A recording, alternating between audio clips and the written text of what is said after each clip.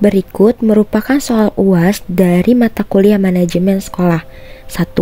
Buatlah rekaman video wawancara dengan kepala sekolah di SMA sederajat terkait bagaimana penerapan manajemen sekolah di sekolah dalam hal 1. Perencanaan sekolah, 2. Pengorganisasian atau penjadwalan sekolah, 3. Pengarahan dan pelaksanaan program sekolah, yang keempat, kontrol dan evaluasi program sekolah. Soal yang kedua, berikan contoh rencana dan program pengembangan sekolah atau RPPS yang ada di SMA sederajat. Contoh RPPS dapat dilihat pada link yang telah tertera. Soal ketiga, berikan penjelasan bagaimana subtopik bagian yang dipresentasikan masing-masing mahasiswa yang sebenarnya diterapkan oleh kepala sekolah di sekolah yang dipimpinnya. Waalaikumsalam. Ini siapa ya? Oke, sebelumnya izinkan saya untuk memperkenalkan diri dulu, Pak. Perkenalkan, nama saya Shantika dari program studi pendidikan fisika Universitas Negeri Jakarta. Di sini saya tidak sendiri, Pak, tidak bersama dengan teman kelompok saya, ada Nabila, Nurul Nabila, dan juga Nafika. Oke, baik. Di sini kami izin untuk mewawancarai Bapak. Oh ya. Selaku perwakilan dari SMA Negeri 7 Bogor ya, Pak. Di sini topiknya itu mengenai penerapan manajemen sekolah, Pak. Nah, dari Bapak nih, bagaimana perencanaan dari program sekolah khususnya di bidang kurikulum? Iya. Oke, jadi kan tentunya sekolah itu memiliki pedoman pengelolaan ya. Nah, di situ kan ada kurikulum, kalender pendidikan, ya kan? Kemudian struktur organisasi, ya kan? Kemudian pembagian tugas guru, ya kan? Ajarnya berapa jam dan sebagainya kan? Dan pembagian tugas tenaga kependidikan, tahu kan? TU, ya? Atau peraturan akademik dan sebagainya, tata tertib itu nanti kesesuaian ya. Nah, tapi untuk penerapan pengorganisasiannya nih dari Bapak di dalam organisasi kurikulum itu macam-macam. Jadi kalau misalkan bagian yang buat program itu ada, yang daprodik ada, kemudian yang buat SK ada. Jadi gitu. Jadi ini terus yang ngurusi OSN ada, ngurusi OSN, ulangan umum, bisa dipahami ya. Dan pertanyaan selanjutnya ya, Pak. Bagaimana Bapak ini mengarahkan dan meninjau pelaksanaan dari program sekolah? Jadi setiap hari Kamis selesai belajar kita rapat. Jadi setiap Kamis itu kita rapat. Nanti rapat itu disampaikan ada keluhan-keluhan nggak, ada masalah nggak pada itu. Kalau misalkan tidak ada, ya paling kita buka kalau tidak ada, atau mungkin ada usulan. Oh tidak ada Pak. Kalau ada kita sampaikan. Bagaimana Bapak mengontrol dan mengevaluasi program sekolah yang sedang atau yang telah terlaksana? Kalau biasanya Bapak Kepala Sekolah selalu ada rapat. Rapat hampir sama dengan kurikulum sebenarnya. Kalau Bapak Kepala Sekolah biasanya kan semua dipanggil, wakilnya dipanggil, kemudian dimintai laporan. Gimana laporan tentang persiapan OSN Pak Is misalnya? Bagaimana laporan tentang akan pelaksananya penilaian sumatif akhir tahun misalnya? Bagaimana persiapan anak untuk menghadapi OSN? Berikut merupakan rancangan pelaksanaan pembelajaran sekolah atau RPPS dari SMA Negeri 7 Kota Bogor. Namun, di sini nama yang lain yaitu Kurikulum Operasional Satuan Pendidikan atau KOSP dari SMA Negeri 7 Kota Bogor tahun pelajaran 2023-2024. Nah, di sini terdapat lembar pengesahan.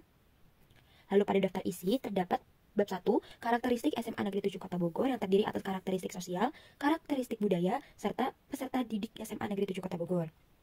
Pada bab 2, terdiri atas visi, misi, dan tujuan dari SMA Negeri 7 Kota Bogor.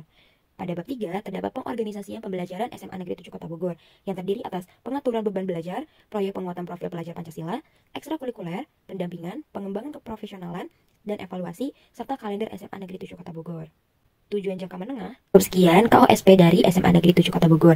Selanjutnya kita akan beranjak kepada penjelasan yang selanjutnya. Selanjutnya kita akan beranjak mengenai menyusun standar pengelolaan sekolah. Yang pertama itu bagaimana dapat melibatkan guru, staf, siswa, serta orang tua dalam proses penyusunan standar pengelolaan sekolah.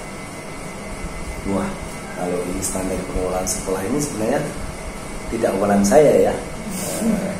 Tapi kalau saya mau menyampaikan dari kurikulum berarti tentang kurikulum ya. Tapi kalau untuk itu saya takutnya standar sekolah berarti kalau itu kan saya akan membuat kalender pendidikan akademik. Jadi tanggal ini apa, tanggal ini apa, tanggal ini apa gitu. Misalkan kalau sekarang persiapan OSN seleksi tanggal berapa? Tanggal 20-21 November. Terus pengiriman peserta OSN tanggal berapa dana yang harus dikeluarkan dan sebagainya. Itu salah satunya. Itu kalau untuk kalender kegiatan, kapan tes, kapan dibagikan raport, kemudian kapan pertemuan dengan orang tua. Nah, itu ada kalendernya. Lanjut ke pertanyaan selanjutnya, Pak. Nah, bagaimana nih sekolah tuh memastikan bahwa standar pengelolaan yang telah disusun itu relevan dengan kebutuhan lokal sekaligus sejalan dengan kebijakan pendidikan nasional? Iya, begini Mbak. Jadi untuk kebijakan-kebijakan itu kan sudah dimusyawarahkan. Tapi kita lihat sumber dayanya ada nggak, sumber daya manusianya? Ternyata nggak ada karena pemerintah saat ini sampai guru itu kurang sangat banyak. Kita nyari guru agak susah. Satu susahnya ya karena dana sekolah itu masih pas-pasan. Kalau dilihat pasti tidak menyangka SMA 7 seperti ini. Dana kurang ya, tapi kenyataannya sih. Tapi guru guru SMA 7 tidak menyerah ya. Dengan keterbatasan itu nyatanya menjadikan anak tetap berprestasi gitu. Kita tidak masalah itu. Kalau memang tidak ada ini ya kita bagaimana caranya agar anak-anak itu juga punya prestasi. Nah, kita beranjak ke pertanyaan terakhir nih Pak. Bagaimana sih evaluasi terhadap standar pengelolaan sekolah yang telah dilakukan dan langkah apa yang diambil jika ada aspek yang perlu untuk diperbaiki? Aspek yang perlu diperbaiki ini ya. Kalau saya itu yang perlu diperbaiki dana tentang kegiatan belajar mengajar. Cuma itu sebenarnya. Masalahnya cuma di situ. Jadi bagaimana kegiatan belajar mengajar ini ada dananya didanai oleh pemerintah. Langkah-langkahnya saya bekerja sama dari berbagai karena posisinya sementara ini kita masih ya. Bekerja sama dengan berbagai. Ya pertama ke staf kurikulum aja dulu. Yang staf kurikulum yang sudah PNS, gimana biar dia itu juga bisa nyaman gitu, nyaman kerja di sini ya walaupun makan siang kita kasihkan misalnya ya. Berikutnya adalah kami akan konsultasi dengan pihak komite dan mungkin juga kita harus minta donatur dari pihak lain. Maka yang urusannya pertama adalah kalau bagi saya adalah dana untuk mengelola kegiatan kurikulum. Kita jelaskan lebih detail tentang perlunya pembiayaan di dalam kurikulum. Oke, sudah terjawab semua. Baik, sebelumnya saya mengucapkan terima kasih kepada Pak Is karena untuk dua topik ini sudah terjawab ya Pak. Jadi kalau kurang ya saya mohon maaf ya.